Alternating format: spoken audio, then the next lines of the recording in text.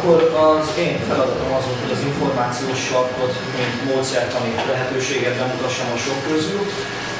Hát az elméletet azt gondolom mindenki megnézte, ahogy akarja, akkor megnézheti interneten, vagy ebben a nagy magnálban, amit mindenki kapott. Én a gyakorlati megvalósítást szeretném egy pár percben megmutatni. Szerintem mi informatikusok ezzel egy picit könnyebb helyzetben vagyunk, mert az információs saroknak egy érdekes ágát, amikor keresgélni kell adatokat, azt mi használjuk nap mint nap, én úgy érzem.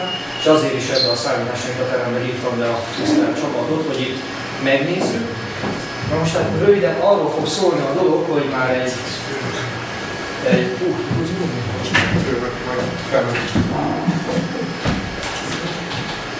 hogy egy meglévő anyagban már elkezdtük, és abba bekapcsolódunk a munkába. Hát a gyerekekkel ezt 1 órán előszoktuk, vagy 2 órán előszoktam készíteni velük. Konkrétan a honlapkészítés alapjaiba vezetném be a társaságot, és gyakorlatilag a foglalkozás végére remélhetőleg mindenkinek működő honlapja lesz. Sőt, nem remélhetőleg, biztos majd már megcsináljuk. Csak szépen majd egy kicsit cicomázunk, és pluszba új tartalmat, új külsőt hozzá. És akkor ezzel foglalkoznánk. Most az információs saroknak az első része, hogy több helyről lehet innen-onnan információkat összegyűjteni, és ezt a gyerekek önállóan megpróbálják feldolgozni. Lehetőségeink. Én hoztam ide egy halom szakkönyvet, az egyik. Van benne kaputojás is, igazából egy darab könyv az, ami most nekünk használható.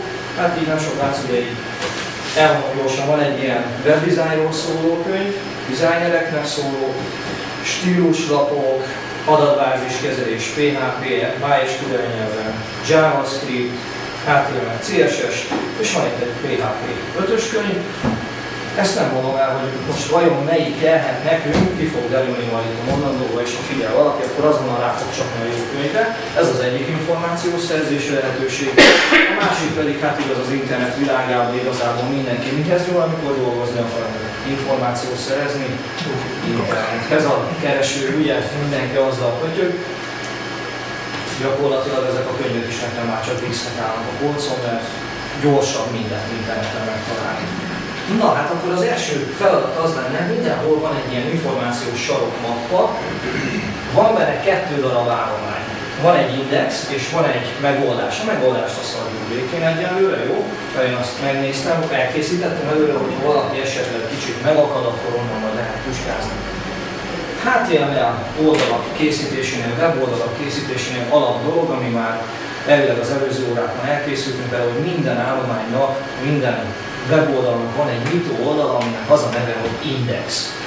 Na most ezt az indexet szerkeszthetjük egy nagyon-nagyon egyszerű, a létező legprimitívebb szövegszerkesztővel, és ha beleírunk bármilyen tartalmat, akkor az nekünk a böngészőben meg fog jelenni. Nagyon fontos, hogy az állományunknak ez legyen a neve, hogy index, és ez nem elég, itt el van rejtve, nem látszik, a vége a fontos, hogy HTML vagy HTML.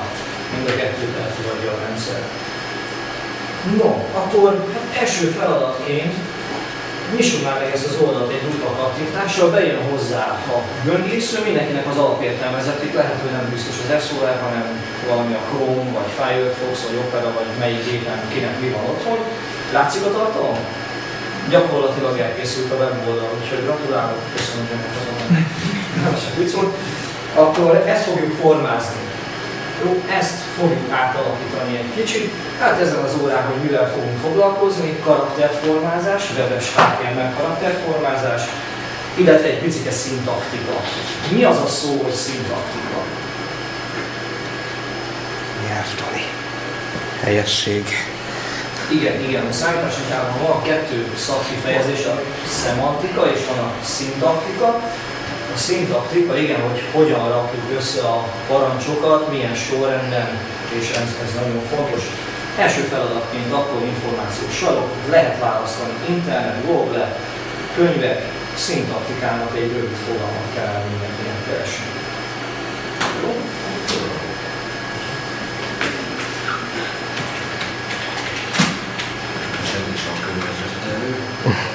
Nem, ezen nem csodálkozok, hogy nem robott rá a könyvre senki. És utána megkötődik, de... Nem, gyorsabb, úgyhogy igen, ez a modern kor.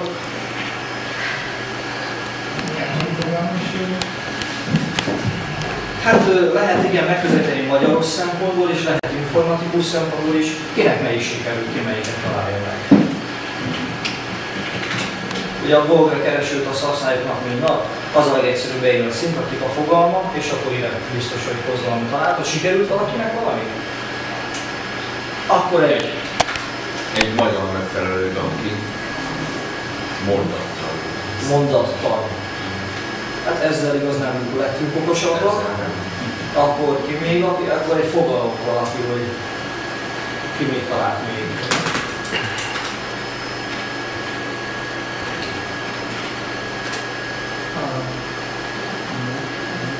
A program szövegének összeállítására vonatkozó szabályközösség. Igen. Hallotta mindenki, akkor a program szövegét hogyan állítjuk össze, ezek a szabályok vannak leírva. Gyakorlatilag itt a melyik nyelv szabályait veszik alapul? Nem élő nyelvre gondolok. Hát az angol. Az angol nyelv nagyon-nagyon primitív formája. Jó, akkor kicsit dolgozgatnánk ezt a információs sarokban lévő dolgot, ezt tegyük le a tárcára, és akkor megnézzük, hogy hogyan lehet ezt egy kicsit szebbé, jobbá tenni. Ismeri valaki Fekete Nándor? Valami művészt? Fekete Nándor. Aki hallotta már egy-két koncertjét, hogy vezeti be? Ugye, hogy önöknek és mobiltelefonjaiknak kellemes kikapcsolódást kívánok. Jó. Nem neked csak most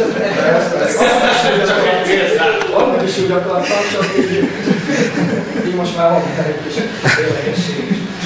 Jó, start pedig meg kellene keresni a minden programban, kell légeknél a jegyzettömböt. Jó, itt van, ki is van vetítve, és ezzel fogjuk szerkeszteni a háttérmet.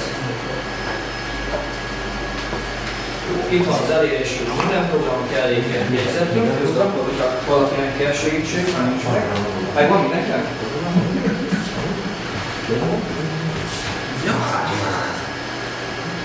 Jegyzettömbbe, hát az lesz a legegyszerűbb most, hogy oda megyünk, hogy megnyitás.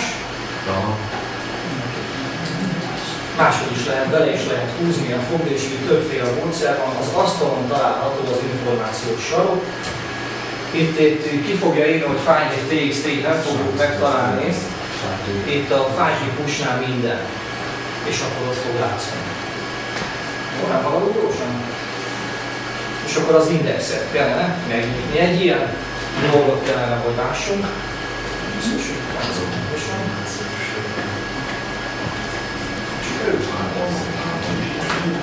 De más. Ott minden. Csak az index.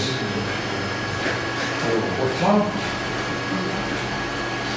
Az újra akar indulni a gép?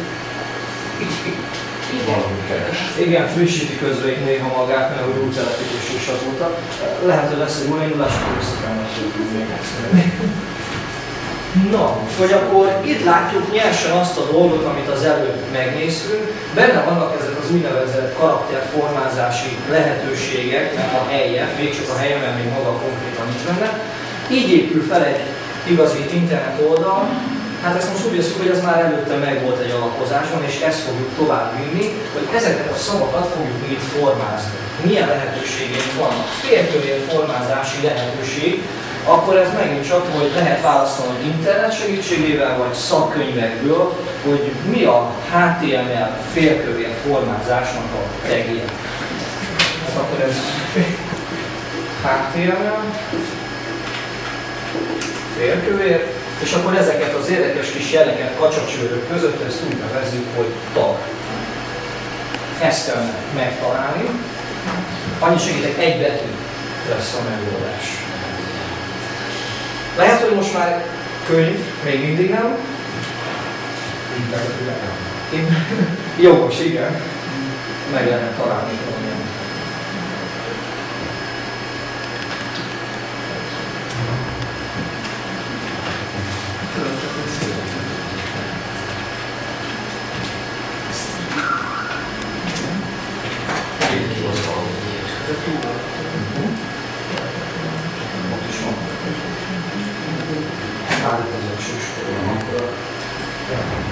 is van itt egy mondalálat, és akkor nyugodtan, Már ebből ki is másolhatom.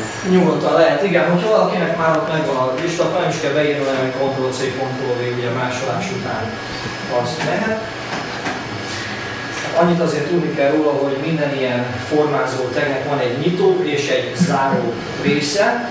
A nyitó az mindig a formázandó rész elejére kerül, a záró az mindig a formázandó végére kerül. Na, van-e valakinek jó megoldása?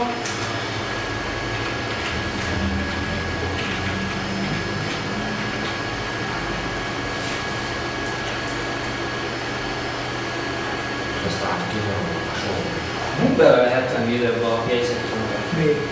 B, nagyon jó.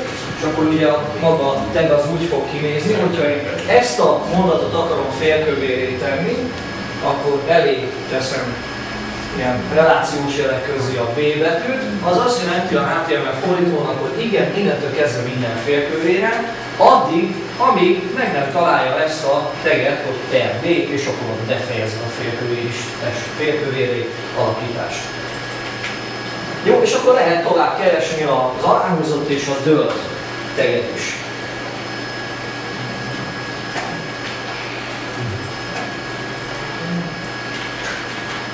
És akkor közben, hogyha valaki már csinálja is, ez élőben így néz ki.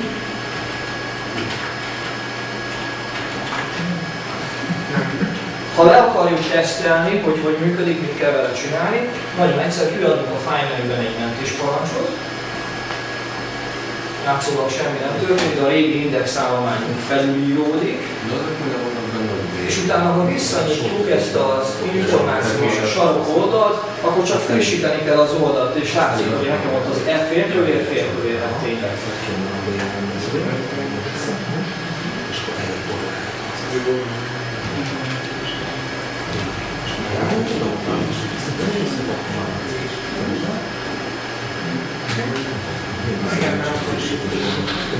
Mindegyik megvan. Hát gratulálok az első csoportnak, köszönjük szépen. Katika.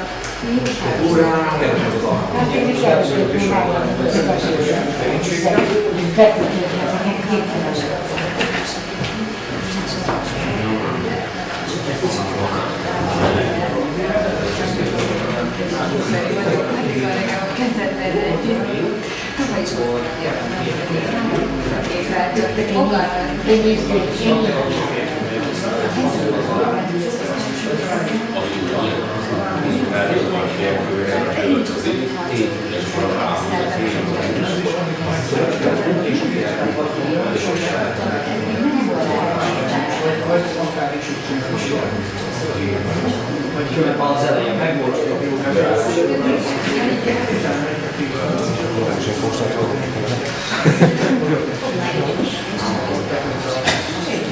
úgy látom, azért sikerült mindenkinek, úgyhogy nagyon röviden ezen a foglalkozáson akkor ezen a 3 formázó taget néztük meg, és hogy ha a következő alkalommal jönnék vissza, akkor itt a megoldást legyen szíves mindenki elindítani, és akkor már a következő órának akkor legyen a folytatás, hogy mi lenne, hogy megtanulnánk, hogyan lehet színezni az egyes karaktereket, a fontokat, illetve hogyan lehet jobbra-balra középre igazítani és betűméretezést hogyan lehet csinálni.